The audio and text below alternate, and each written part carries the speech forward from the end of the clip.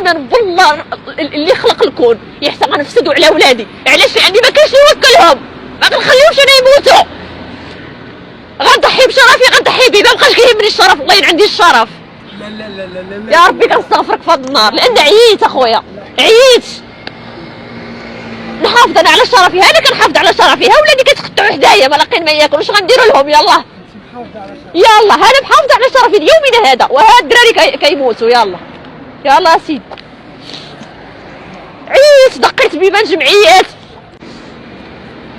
عيينا خويا. الفقر دل الزنقه، وصلنا دابا للزنقه، راه ما عندنا ما ناكلو. راه البنت مسكينه في الصباح وهي طايبه ما لقاش حتى ليكوش، وما لقاش حتى الحليب تشربو، والحليب حيدتو لها. هادي شحال حيدتو لها عباد الله. اش من ذنبها؟ كان راجلي معيشني، كان راجلي موكلني انا ووليداتي، ولكني فاش مات اش غندير؟ اش غندير؟ واش هاد المجتمع ما كيرحمش لهاد الدرجه؟ كلي يمك. واش ربي ما تقوليش الوالدين انا مزوقه، ما تقوليش لا، لان ما اللي زوجوك الزوجه الحوله اصلا الاولى هما اللي زوجوني، ولكني ما تقوليش العائله، ما بقاش ابدا كاع بالعائله، ما كايناش العائله. كون كانت العائله كاع ما تلقاني مشرده انا وولادي في الزرقاء.